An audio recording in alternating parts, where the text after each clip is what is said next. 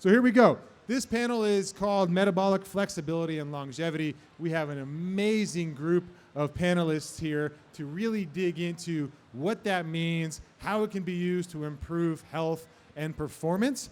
But before we really dig into the details, the first question that I want to ask to, I guess, the entire panel, and whoever has the answer first can just start talking. But, you know, metabolic flexibility is a term that's used quite a bit and potentially misunderstood. So can we get a really solid definition of what metabolic flexibility is?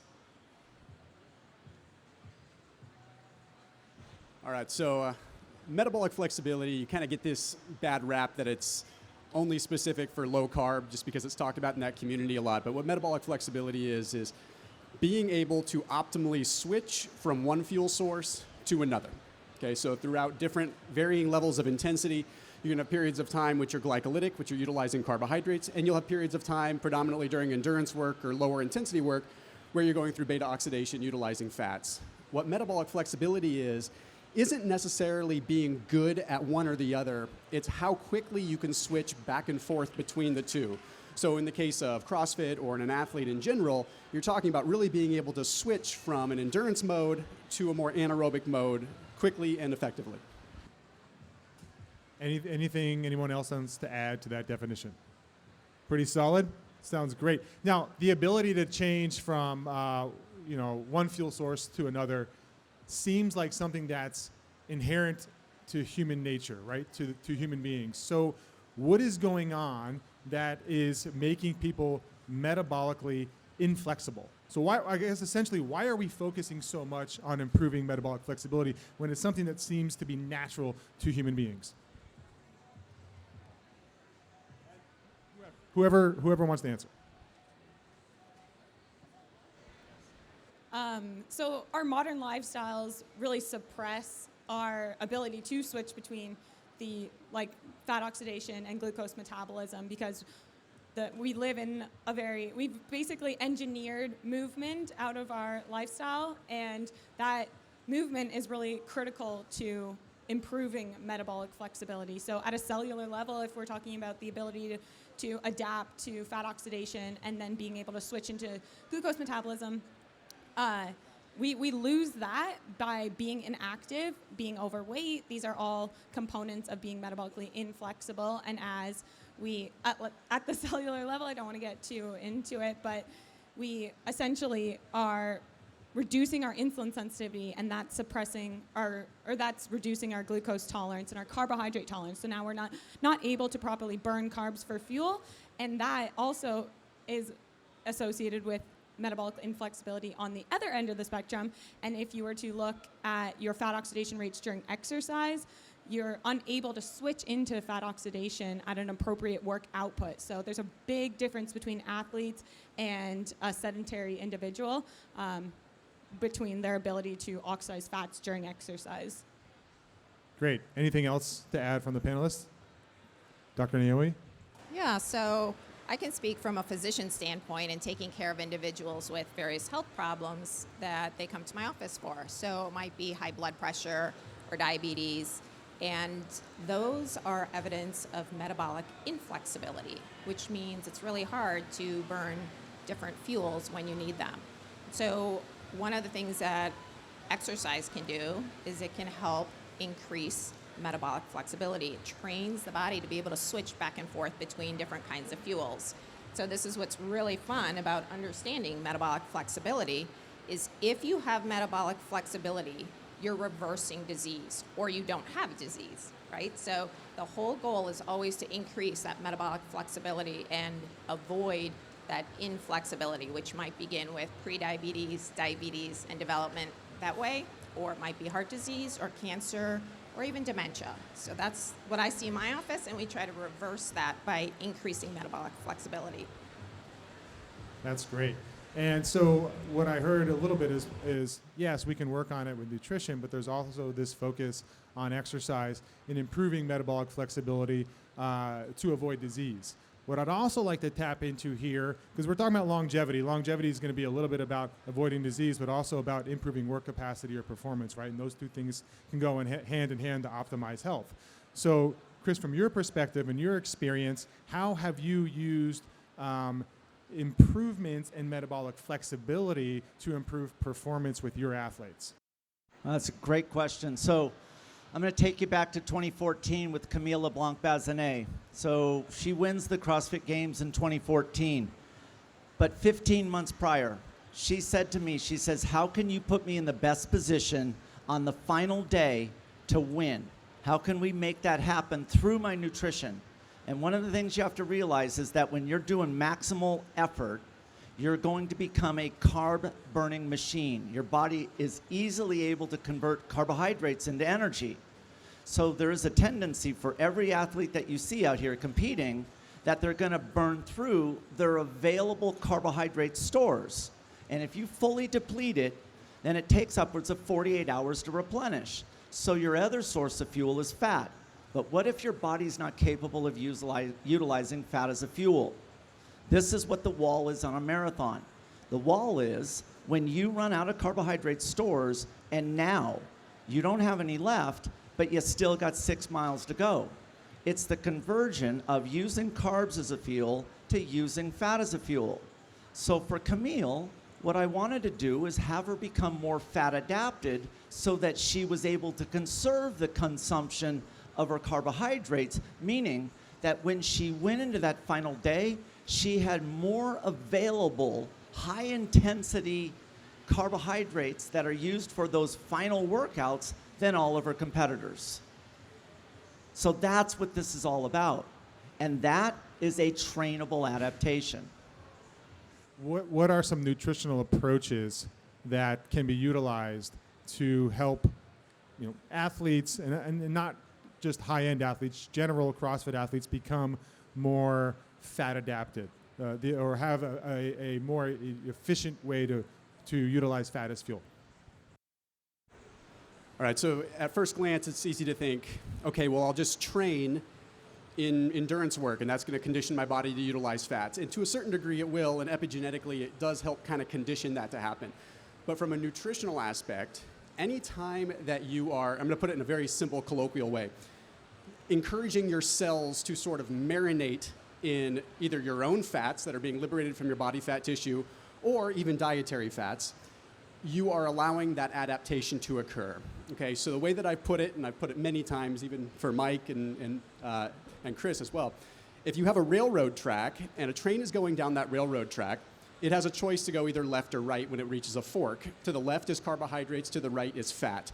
Okay, there's that lever, right? And the conductor jumps off and he pulls the lever to adjust the train tracks to go left or right.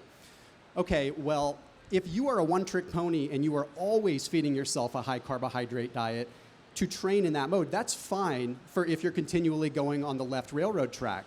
But then if you need to go to the right, you don't really have the ability to pull that lever because that lever's been so rusted shut going towards the carb mode that that conductor has to like really rip it and pull it to get yourself to utilize fats. Now, the converse can actually happen for people that are doing keto and are going really low carb and never adapt to carbohydrates. So it's true for both sides, right? So they get stuck on the right track and they need to pull that lever. The idea is, how do I periodically alter my diet so I have periodic modes of either training in a fasted state or a very low carbohydrate state to train in a deficit, so you condition for that fat adaptation, but at the same time occasionally train in a carbohydrate fed state so that you put a little bit of WD-40 on that railroad track lever and you can go back and forth a little bit easier. So case in point, occasionally training in a fasted state or doing some of your training fasted is not just for people that are zealots of fasting and low carb. It really is a practical application for that specific style of training. And then try doing maybe a 2 a day, or try training in the afternoon when you're in a fed state to optimize for utilizing a different fuel source. Then you're good at using both. That's a very simple way. That's awesome. And I'm going to hand it off to Chris here in a second. He's going to actually give a cool visual demonstration of kind of solidifying that point. But I do have one quick question based off what you just said, I think a lot of times when we're thinking about nutritionally how to improve metabolic flexibility, it is training in a fasted state or a super low carbohydrate diet. Can we do that so much that we actually have an opposing effect? So let's go back to Camille. Exactly what you just heard. What her protocol was, she's going to be in a fasted state going into her long endurance workout the following day. So what we want to do is deplete all of her available carbohydrate stores, have her in the morning do another workout, not another meal afterwards, and then mid-afternoon, you're going to go into your 3-hour endurance workout. So the only thing that she had available to her primarily was fat as a fuel. And what we did in order to verify this is we did what we call a Vo2 Max Test. It's testing your aerobic capacity. As part of that test, we're able to see what is your carbohydrate consumption and your fat consumption at various intensities. And what we saw throughout that 15 months was an 18% improvement in the utilization of fat as a fuel. That is a remarkable improvement. And that is one of the reasons why she went on to win the CrossFit Games in 2014. Very well said. Could I just add something? Yeah, can you add to like the can we overdo it type of situation too? Oh, well, yeah, if you follow a long-term ketogenic diet is associated with a downregulation of the enzymes that we need to burn carbohydrates for fuel. So that could be a detriment, like if you're doing it too hard, keto. But another thing to add on what Chris said is, which is different from just solely fasted exercise, is depleting glycogen the night before, sleeping low, and then doing another bout of exercise the next day without restoring your glycogen stores, because our muscle glycogen is actually pretty well preserved during a fast, even up to 72 hours. We actually don't deplete muscle glycogen. We do deplete liver glycogen overnight. So even if you're doing a bout of exercise after an overnight fast, it is a bit of a metabolic stress and an energetic stress, but not to the point where you would be if you were in a glycogen depleted state from doing a bout of exercise the day before and not restoring carbohydrates. And with ketogenic diets, so that wouldn't involve fasting. I mean, you could implement fasting into a ketogenic diet, but you could also just not eat carbohydrates, and that could kind of mimic that fasted state. And they've shown that as little as 5 days, there's fat adaptation. So if they tested fat oxidation rates prior, did 5 days of exercise, these are elite athletes the study I'm referring to, 5 days of exercise in a low carb state, and then their fat oxidation rates are actually higher after those just 5 days of ketogenic diet. So I thought that was a cool point. So. Really cool. And Chris, if you would, you have something that you can add to the board to just kind of solidify this point. So let's do that really quick. Really what I want to do is I need you to understand what you're talking about with this metabolic flexibility, and maybe in context of intensity. So one of the things that we all talk about in the sport of CrossFit is this constantly varied functional movement, but at high intensity. We realize now over the years that we've got to have a good balance, right? If you're doing high intensity, you got to do low intensity. But what's the purpose of it? And one of the main purposes of low intensity is to build endurance, right? That's one of the main purposes. But really what we're doing is we're looking at where we're getting that energy to move our muscles at this low intensity. So if we end up actually moving, and we talk about the intensity curve where you guys are sitting, all right? And we actually increase intensity to a max sprint. This is intensity. If we get to what we call aerobic threshold, which we would call easy pace, aerobic threshold. The reason why we target easy threshold is because what we're developing here is 100% of our slow twitch muscle fibers, these oxidative fibers. But easy pace, there's another benefit to it, and that is, where do we get our energy from? And so where we get our energy from this easy intensity, is 50% of your energy is coming from fat as a fuel. 50% of your energy is coming from carbohydrates. If I keep going at a higher intensity and we get to what we call lactate threshold, which is your maximum sustainable pace, 100% of your energy would be coming from carbohydrates. Meaning, as we move into higher levels of intensity, you become more dominant, like what we just heard, on the burning and the consumption of carbs. You essentially become a carb burning machine. What we want to do and what I target on my side is easy pace. Why? Because we're always remaining with contact on utilization of fat as a fuel. If you go faster, now unfortunately, your predominant share of energy is coming from carbs. And all you're going to do is you're going to replace those carbs and be right back at square one again. You want to always remain having that ability to utilize fat and fuel. What they're diving into is next level thinking.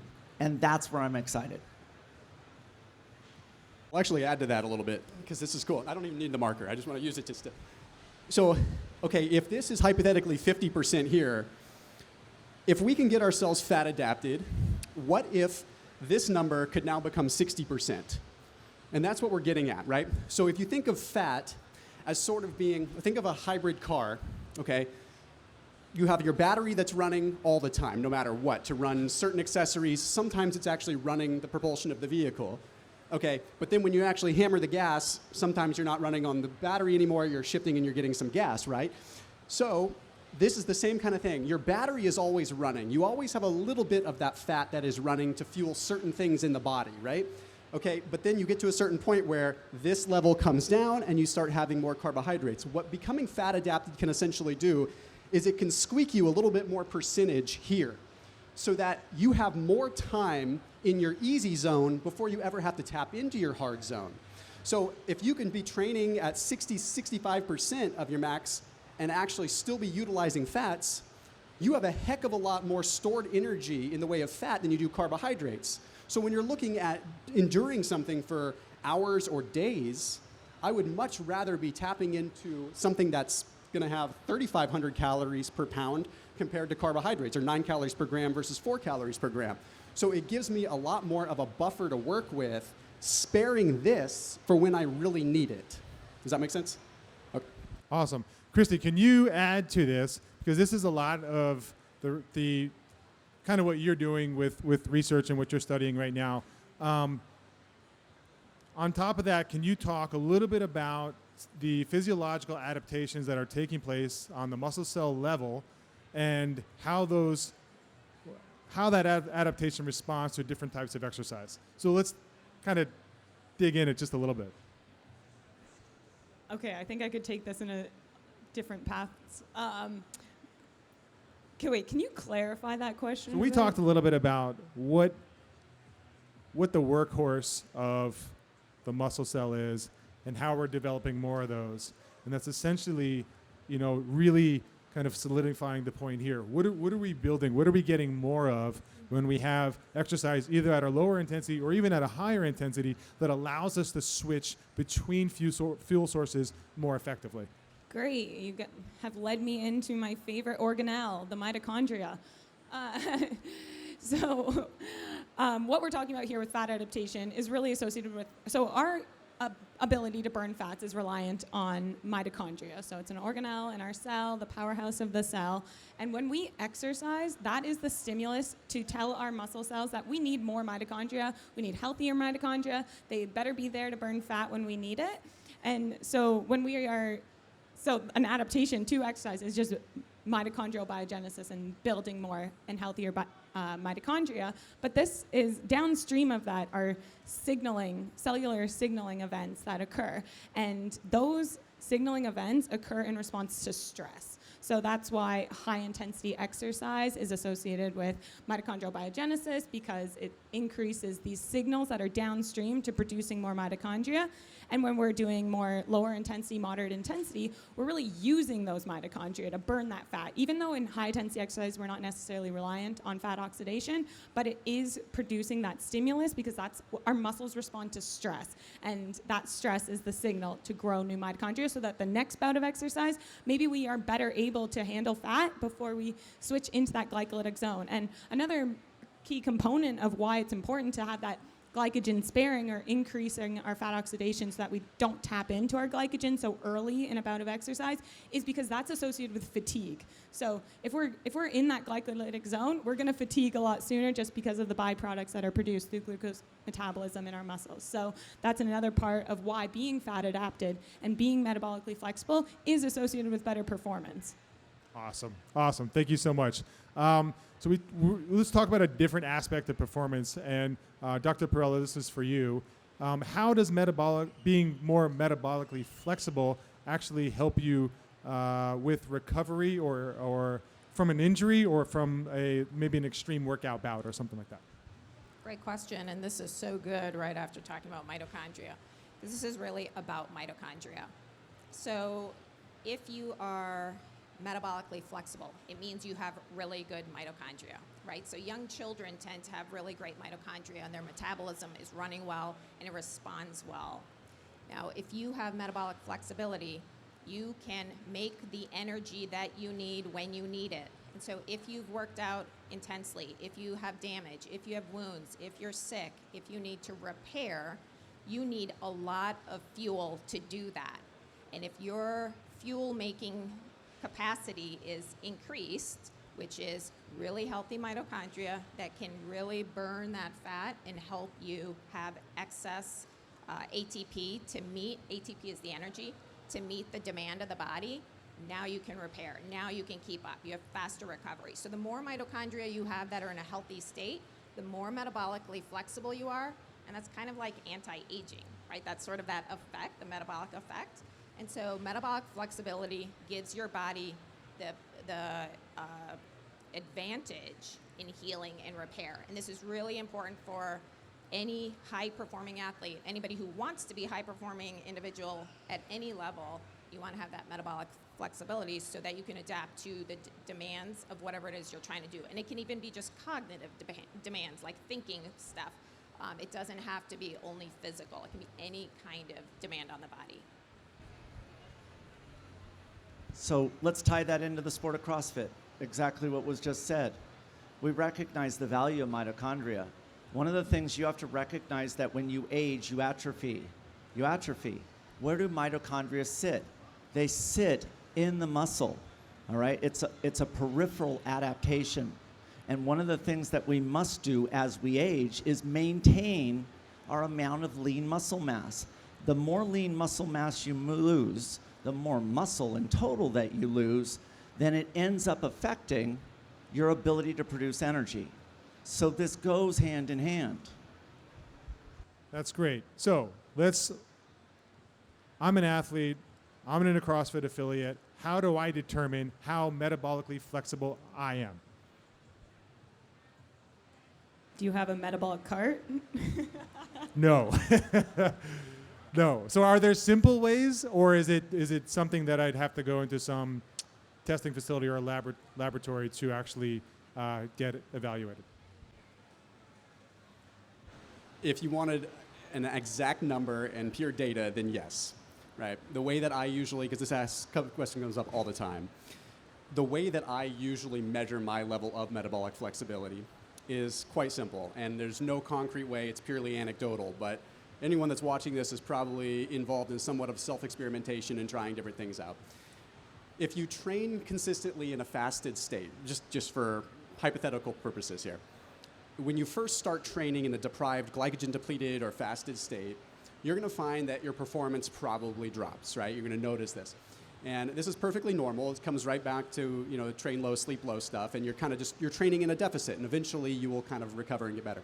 So one of the first things I do is, train in a fasted state until you feel like your performance is within 5% or 10% of where you were prior to training in a fasted state. It shouldn't take that long. And some of this could be psychosomatic, so keep that in mind. Okay.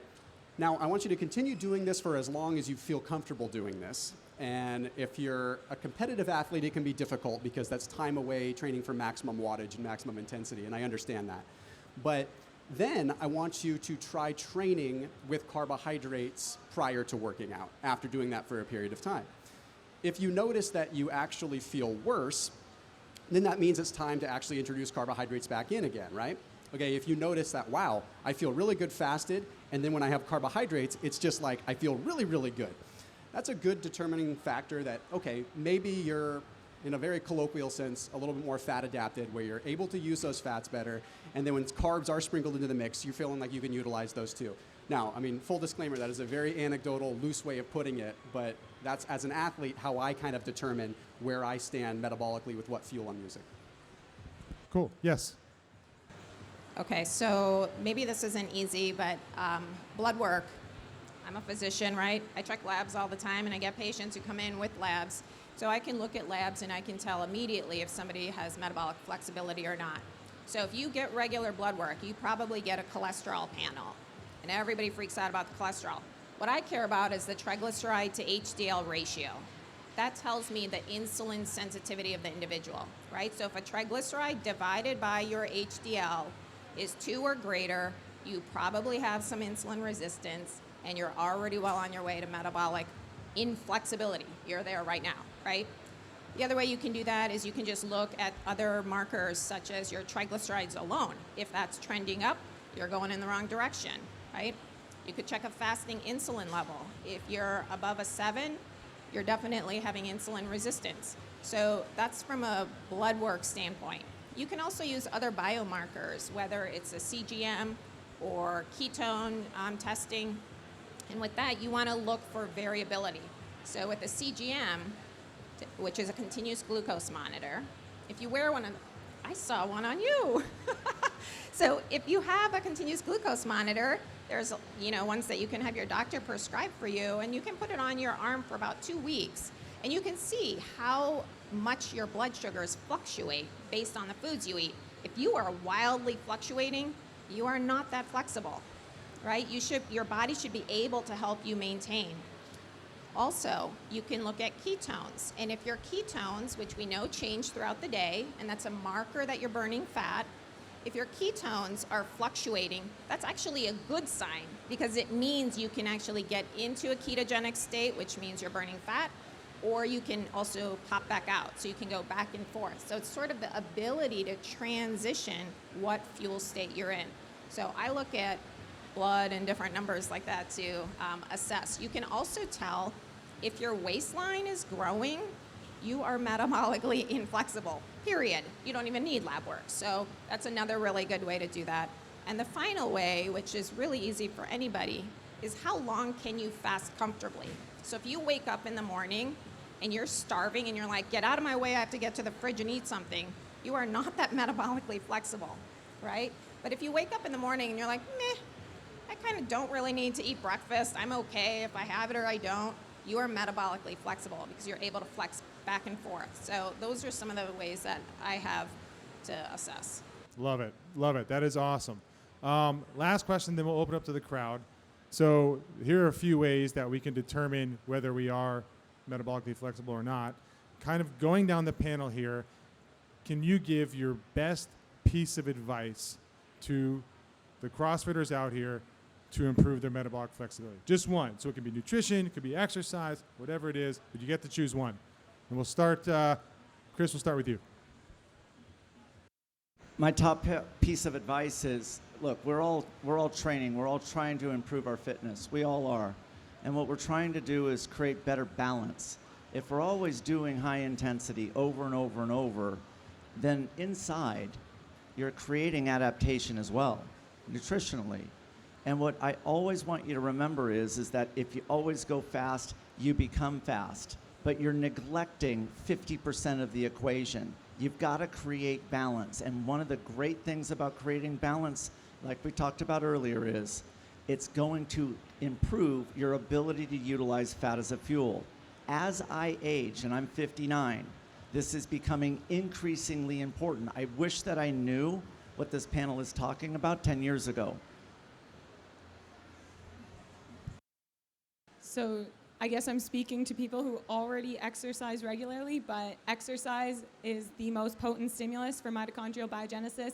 And bringing it back to Naomi's clinical perspective of insulin resistance, so why is fat adaptation so important for insulin resistance is just at the level of the mitochondria, because if our mitochondria are not functioning properly, then we're unable to burn fat. Fats accumulate in our muscle cells, and that's what causes the insulin resistance. That's one theory. And so that's why those blood work markers are super important and very indicative of what's going on at the level of the skeletal muscle. And exercise, whatever you prefer. I would be happy if anyone did just whatever they enjoy. I'm a big fan of. And obviously, if you want to take it to the next level, vary it up, do some high intensity, low intensity resistance training, everything to keep your muscle cells and all these different pathways humming and hawing. That was beautifully said, and I like that she mentioned the lipotoxicity piece because that is such a big piece because it's very important. So I'm glad you mentioned that. Like if fats accumulate in the blood, that becomes the problem. If you're insulin resistant, you're not utilizing the glucose well. But if you're not good at using fats, then guess what? Then you just have glucose and fat pooling up in the blood. So that's an important piece. As far as especially with training is concerned, words of wisdom, periodize your nutrition just like you would periodize your training. Okay, people say, I found a nutrition that works for me. Okay, that's cool. That's like saying, I found a workout that works great for me and I never change it up. You have to condition your body. You have to periodize your nutrition too. So that means train under all aspects of nutrition. Train at high intensity under low carb. Train at high intensity under high carb. Train at low intensity under high carb. Train at low intensity under low carb. And just mix it up and constantly be demanding a lot from your body under different nutritional modalities and different deficits and different surpluses so your body is, for lack of a better term, adaptive. Wow, that's really hard to follow all the already perfect pieces of advice. So what I would add is I agree. You have to keep changing it up. If you don't keep your body guessing, it's just not going to be able to adapt, right? You have to train your body to be able to adapt. So you got to change things up. So the one thing you want to really pay attention to that sort of is foundational is your circadian rhythm. So we don't really have time to talk about that yet, but really you have to have recovery time. Whatever you do, you also need time for your body to catch up with you. So if you change up your nutrition, you're not going to spontaneously the next day be a new person, right? It's going to take time for your body to make the enzymes so that your mitochondria can work better with the new setup. Your body needs to know that it's going to get a recovery time. You have to make sure you have recovery. So even after a fast, you break down cells during a fast. It's not just the breaking down the cells that's important, it's the rebuild. Right? It's then when you start feeding again, that refeeding, you're stimulating your body to make new and better cells. So you have to make sure you feed yourself really great food during that time and understand that you have to have that recovery time. So it's really making sure that you stress your body, but you also allow your body to recover. And that's really important to integrate that in. Love it. That was great. Awesome. Well, thank you so much. Let's open up some questions to the crowd. There we go. Thank you guys for being here. This is a pretty awesome class. I came in kind of late, but I was just curious with metabolic flexibility, how does that relate or does it help as far as hormone production, hormone regulation for both men and women, specifically estrogen and testosterone? Does that improve anything as far as those markers go or that capability? I'll take a stab at it. I think just the surface level understanding of that is, anytime your body is adequately fueled, which it is not in the case of someone that's metabolically inflexible, you obviously can improve things like that. Hormones are a very, very complicated piece with tons of moving pieces that it would be unprofessional for me to say that would fix it. But kind of at the baseline level, if you're improperly fueled and you're metabolically and mitochondrially dysfunctional, that is usually a precursor to all of those things that start to fall down the line that you see as far as, menopause, as far as low T, all those things, they do tend to stack up. And if you look at the data, they do tend to stack up after some mitochondrial dysfunction. That's the safest explanation I could give.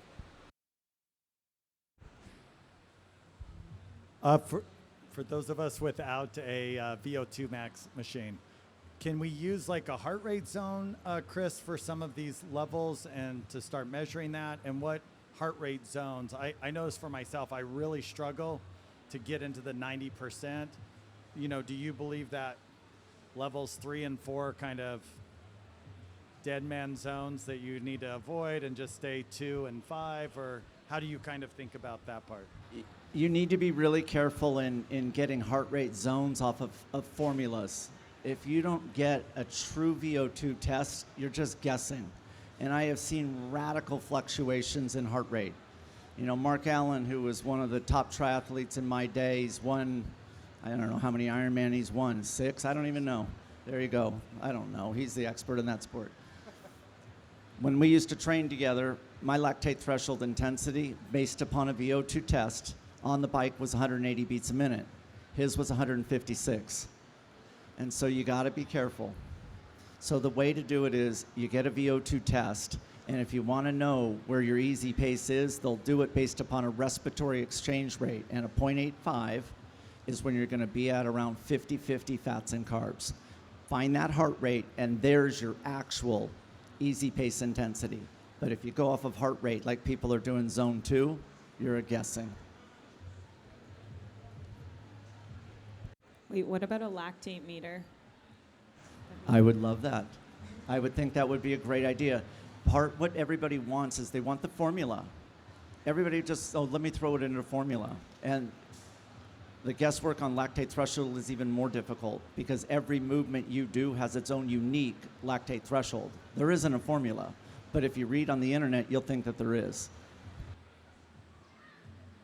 Great. This has been awesome. Thank you, guys.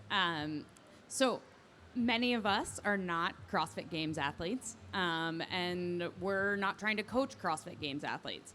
Right? We're trying to make normal people fitter and move the needle a bit. And so I think there's a lot of what we've talked about today that, do a month of, fasted in the morning, then add back carbs. Things like that may be more difficult for normal people that have normal jobs or, shift work. I'm a physician as well. Going to work, brain dead doesn't really work for me in the morning. So what should we be telling our athletes, our patients about kind of how to do this, in a practical day-to-day sense for, your normal person? That's the $1 million question for the whole world. I actually don't have an answer. Yeah, no, I don't. Listen, I work with firefighters.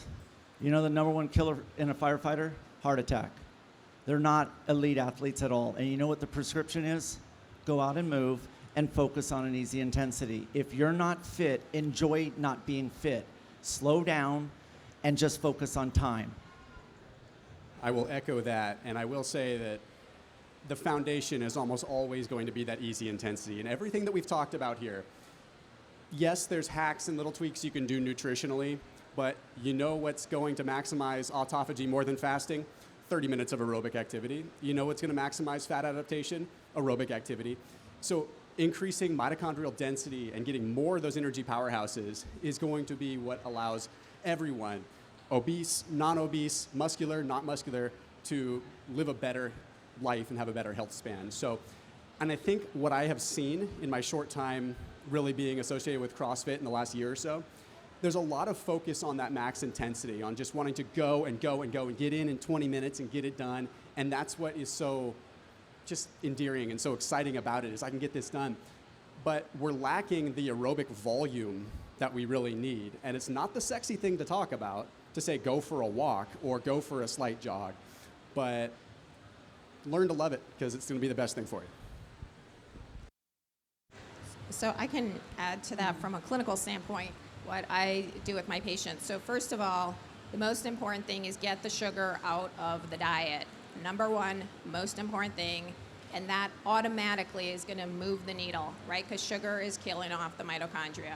So that's something that can be done whether you're an athlete or not, right? Just get the sugar out of the diet. Once you do that, then people actually want to start moving. So if you focus on just changing that up, then people start saying, you know what, I couldn't help it. I started walking, or I just decided I was going to join a gym.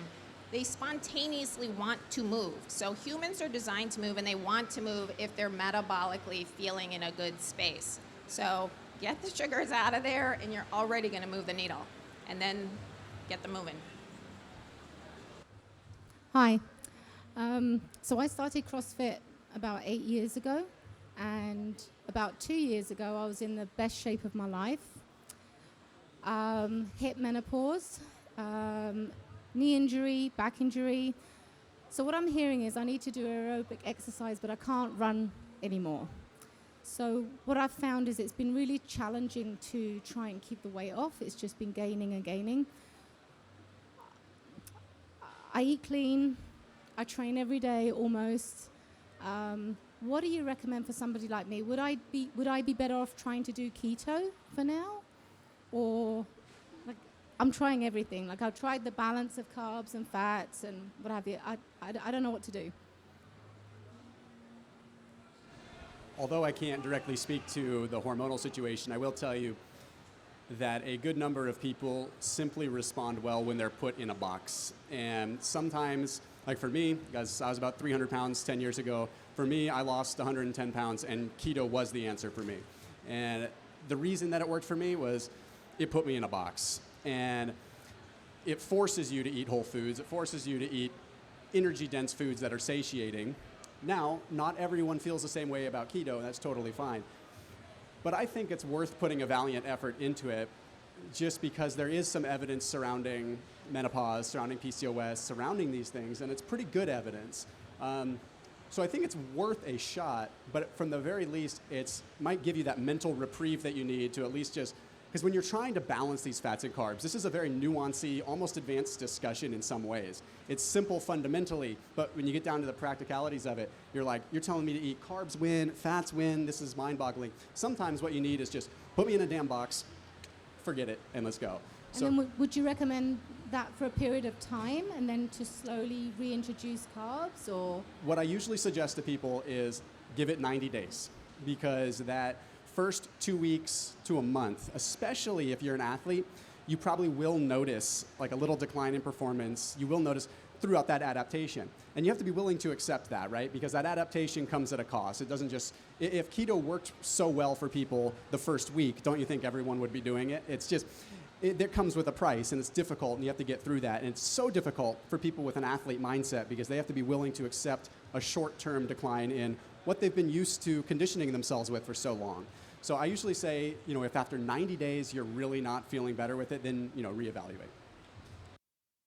I have an answer also that might be a little bit different. Same and different. So coming from a medical standpoint, if you have your fasting insulin checked and your fasting insulin is very high, you're absolutely having difficulty getting into a fat burning state.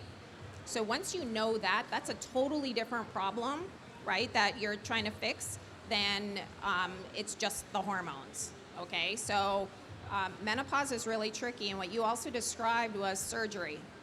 Did you describe a surgery or injury? An injury, okay. So that's a high cortisol state, which also increases the blood sugars, increases your insulin. Now you got two things you're dealing with, okay? It's multifactorial.